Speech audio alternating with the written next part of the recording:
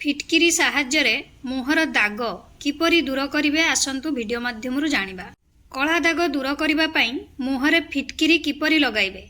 आपण मध्य आपणक मुहरे दाग जोगु चिंतित थिबे निहाती। आपण मध्य मुहर दाग दूर करने महंगा उत्पाद व्यवहार करुथिबे।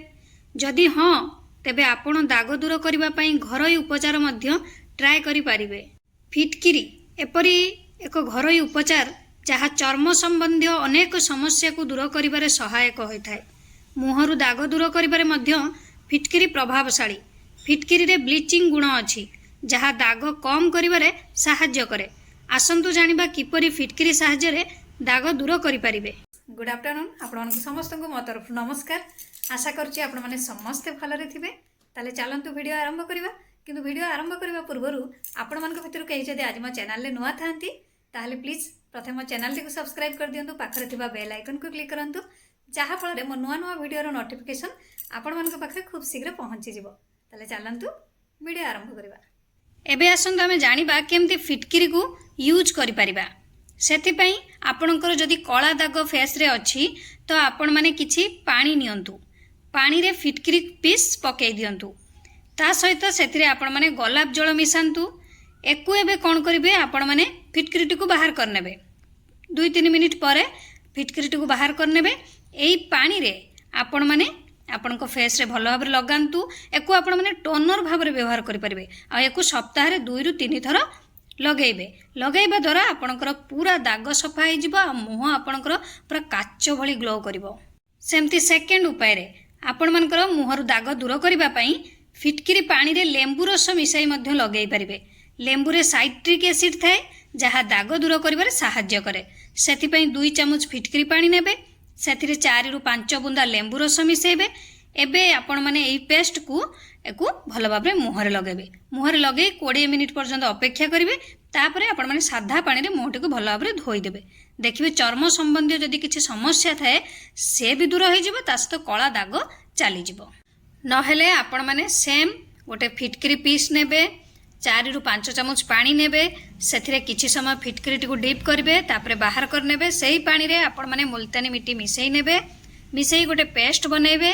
पेस्ट को आपण माने फेस रे भल भाबरे लगेई देबे। सुखिया पई छाड़ी देबे। सुखी गला परे साधा पानी रे मुहटी को भल भाबरे धोई देबे। देखिबे चर्मर दाग दूर करिबारे ये सहाय्य करिवो। ता सहित आपणकर फेस पूरा ग्लो करिवो। आउ जदि आपणकर तेलिया टाइप रो फेस टी थाए ऑयली स्किन थाए तो मुल्तानी मिट्टी तेलिया त्वचा संबंधी समस्या को मध्य दूर करि थाए।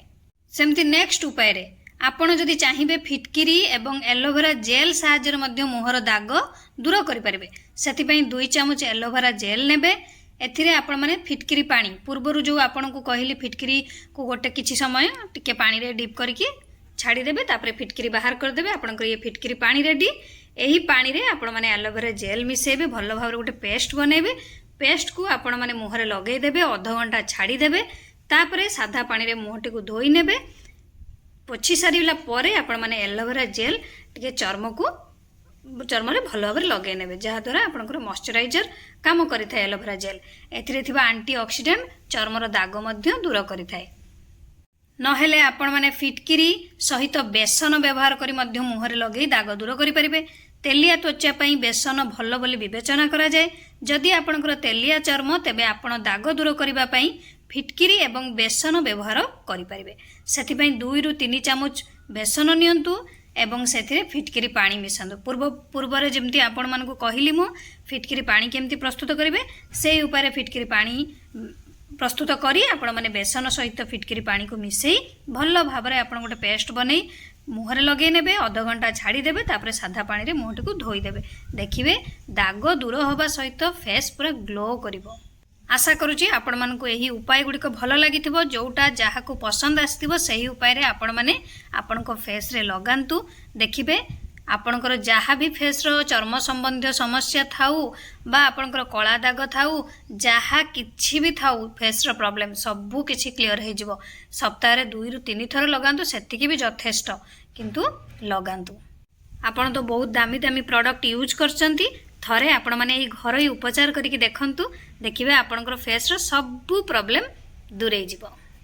ता सहित कलर भी चेंज हेबो ग्लो करिवो। आ आपणकर फेस पूरा ଗ୍ଲେଜ୍ କରିବ।